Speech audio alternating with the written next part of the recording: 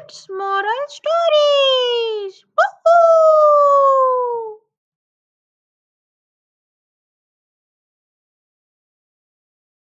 यह कहानी बादशाह का घमंड की है, जिसमें एक शक्तिशाली बादशाह के घमंड के कारण उसका जीवन कैसे बदल जाता है।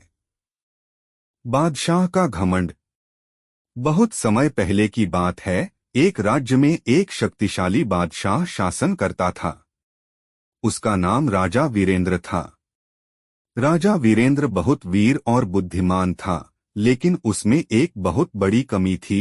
वह अत्यधिक घमंडी था। उसे अपने धन, ताकत और बुद्धि पर बहुत गर्व था। वह मानता था कि उसके राज्य में उससे अधिक शक्तिशाली और बुद्धिमान कोई नहीं है। राजा वीरेंद्र का दरबार बहुत भव्य था। वहां हर समय बड़े बड़े मंत्री, सेनापति और विद्वान रहते थे। लेकिन राजा वीरेंद्र का घमंड इतना बढ़ चुका था कि वह किसी की भी सलाह नहीं सुनता था। वह सोचता था कि वह सब कुछ जानता है और उसे किसी की जरूरत नहीं है। एक दिन एक साधु राजा के दरबार में आया। साधु बहुत ज्ञानी और तपस्वी था। उसने राजा से कहा, राजन, आपका घमंड आपके पतन का कारण बन सकता है। घमंड से कभी किसी का भला नहीं हुआ है। लेकिन राजा वीरेंद्र ने साधु की बात को हंसी में उड़ा दिया और कहा, साधु, तुम नहीं जानते कि मैं कौन हूँ। मैं इस राज्य का सर्वश्रेष्ठ हूँ और मुझे किसी की सलाह की जरूरत नहीं है। साधु ने राजा से कहा, राजन, समय का चक्र घूमता है।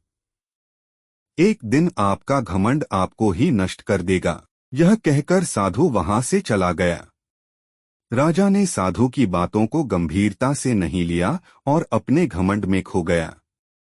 कुछ महीनों के बाद एक और राज्य के राजा ने राजा वीरेंद्र के राज्य पर हमला कर दिया। राजा वीरेंद्र ने अपनी सेना को युद्ध में भेजा, लेकिन वह हार गया। राजा वीरेंद्र को समझ नहीं आ रहा था कि उसके साथ ऐसा क्यों हुआ। उसके सारे मंत्री और सेनापति भी उसे छोड़कर चले गए थे, क्योंकि वह उनकी बातों को हमेशा अनदेखा करता था। अब वह अकेला था। उसके पास कोई सेना नहीं थी, कोई मंत्री नहीं था और उसका राज्य भी छिन गया था। राजा वीरेंद्र को तब एहसास हुआ कि उसका घमंड ही उसके पतन का कारण बना है। उसने साधु की बातों को याद किया और सोचा, अगर मैंने साधु की बात मानी होती और अपने घमंड को छोड़ा होता, तो आज मैं इस स्थिति में नहीं होता। इसके बाद राजा वीरेंद्र ने अपने घमंड को त्याग दिया और साधु की खोज में निकल पड़ा। उसे साधु मिल गया और उसने साधु से माफी मांगी। साधु ने राजा को माफ कर दिया और उसे सच्चाई का मार्ग दिखाया। राजा वीरेंद्र ने साधु के मार्गदर्शन में एक नया जीवन शुरू किया।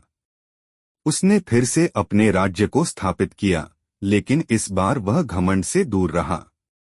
उसने अपने मंत्रियों, सेनापतियों और प्रजा की बातों को ध्यान से सुना और उनके साथ मिलकर राज्य का संचालन किया।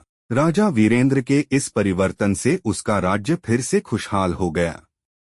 वह अब एक न्यायप्रिय और दयालु राजा बन चुका था। उसने घमंड से हमेशा के लिए छुटकारा पा लिया और अपने जीवन को सच्चाई और सरलता के मार्ग पर चलाया। कहानी की सीख। इस कहानी से हमें यह सीख मिलती है